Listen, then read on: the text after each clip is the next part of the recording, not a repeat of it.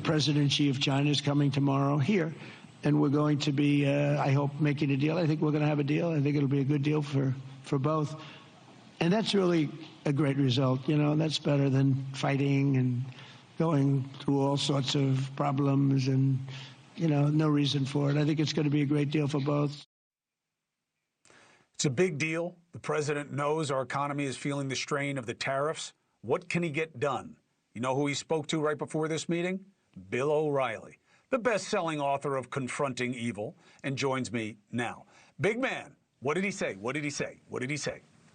Well, before we get to that, the grooming thing, I just want everybody to see what I have here. This is Maynard G. Krebs of Dobie Gillis, and Cuomo idolizes him. This is what Cuomo wants to look like, Maynard G. To correct this the is record, from November. We're raising money through my embarrassment. We're raising money for worthy causes through my embarrassment. And I may have to shave it because I have to do a training this weekend, and they may make me shave it because of my mask, for my SCBA mask. So we'll see. But that's why I'm doing it, Bill. Back to business. Okay. You're a very generous man. You still look like Maynard G. Krebs. Yeah, it was texting, you know. So President Trump believes, and this is what he believes, okay? I'm not endorsing, I'm not promoting. He believes that by getting Japan into a place where we are a most favored nation, remember that description? It was used in the 60s and 70s, that this puts added pressure on China to stop doing annoying things like the precursors for fentanyl. So I think he's going to get that. I think the Chinese will agree to stop their fentanyl trade. And I discussed that in detail with them in May when I was in Beijing. That's not a big thing for the Chinese to do. They're not making a lot of money on fentanyl. It's annoying. They shouldn't be associated with it. People are dying. I don't think, though, there's going to be any giant trade agreement in the sense that we're going to send this cars, they're going to give us this much earth material. It's going to be what they call a framework, which has already been decided. That's already been decided. And the framework is they'll meet again. But unlike Putin, Xi is primarily a businessman. He's a dictator. They're bad boys. There's no doubt about it. But he has got to raise the Chinese economy. He's got to. And so the president's going in there very optimistic, and I believe he will get some positive news coming out of it. It's a short meeting now. It's only a 2-hour meeting.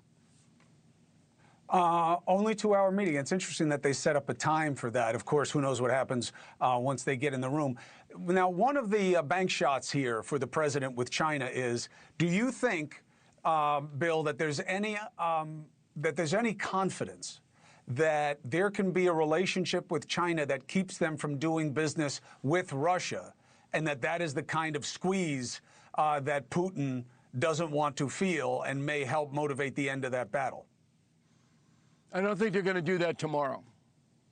Certainly in play, but it's a bit too much to do in first meeting to have the Chinese back away from Putin. The Chinese have cut back very quietly. Chinese did two things very quietly. It got hardly any reportage in America. Number one, they've cut back their purchases of Russian oil, and they will buy from OPEC.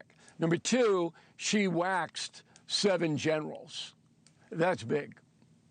That means that she's a little insecure. And when you take 7 generals, and they're gone now, they're non-people, that's how they work in a police state. There's a reason that he did that. And U.S. intel's good. I mean, we know pretty much what the Chinese economy is, what Xi's weak points are. And that's why when I directly speak to the president through texting, I can get a feeling of how much he thinks he can accomplish tomorrow. And it's not going to be a big across-the-board thing. It's going to be step by step. Bill, The point of criticism, I don't share this criticism, but the timing is criticism. You have the shutdown here.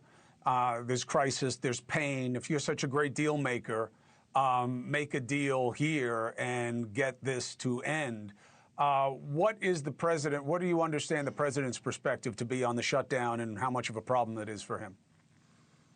Well, since it's shaping up internally as a loss for the Democrats, he's not in any rush to do it. But I think that early next week, after Election Day, maybe, they'll come to some accommodation. But the Democrats, you know, they staged this. Thune, as Fetterman said, he's an honorable man. And Thune said to Schumer, look, we'll work out a compromise with you about the health care and extension of the pre-COVID Obamacare spike. Okay, we'll work it out. Schumer said, blank you. Totally disrespectful. In fact, if I were Thune, I probably would have slapped Schumer, but that's me, and I could never be a politician. But Schumer did this, and he did it to provoke, because the Democrats thought they could win it and damage the Republicans before this election day. That's what happened. There's no question that the left wants to see a muscularity of response to Trump. They want to see fighting, even if absolutely. It's and this was their line. Because this is the right. You're absolutely right, Cuomo. Because this is the Republicans' weak point. So no matter what, you never get from the grand old party a vision of how to control health care prices in this country. It just never happens. And so the Democrats, they know that. They go, look, if they got the big, we can't win on immigration. Democrats are never going to win on it, okay? We can't win on woke, can't win on trans, can't win on raising taxes even if we demonize the rich. We can't win on any of that. All we have is the Republicans sit there and they have nothing to offer about relieving Americans who are paying far too much for medicine and for going to the doctor. Now, if I'm the Republican Party, I kind of mobilize, right? But they aren't. Right. They'd rather just distract with other issues that work better for them.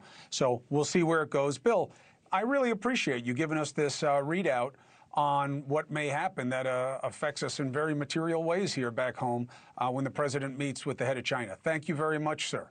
Okay. One more question. Where does this money go to that you're not shaving? What's the charity? It's a basket of charities. Are they? That's what Movember is about. It's not just about one right thing. Well, they decide. They decide later on, depending on how much money we raise. Okay, so you get money, you raise money, and you give it to whom? Who decides? Who's the decider? Because I'm thinking about giving you money. Oh, really? Well, I'll put you in touch with my captain at the East Hampton Fire Department. Okay, so it's a local East End charity that distributes in my area, because I'm in that area too. Is that what it is? Yeah. Yeah, and this is the guys who will come and save your big, beautiful house in Montauk if anything ever happens. These are your boys. Thanks a lot for giving out that information, Cuomo. You did it at the town hall. You did it at the town hall. I've got a big house in Montauk. But that's all Remember I that one there? Why don't you just put up a little map, a full screen, and just give it little arrows? Thanks. But you tell the captain that I'm in. You don't even have to shave, because I like the Maynard Krebs look. He was a beatnik, by the way. I don't even think you know what a beatnik was. Oh, I'm well aware. I'm well aware. I'm well aware. I always thought Shaggy from Scooby-Doo was based on Maynard G. Krebs. And, of course, he went on to be Gilligan. His name was Bob Denver. Good actor. I liked him. All right, Bill O'Reilly, thank you very much. Appreciate you. Thank you for watching. Subscribe below and download our NewsNation app right now on your phone, and you will get fact-based, unbiased news for all Americans.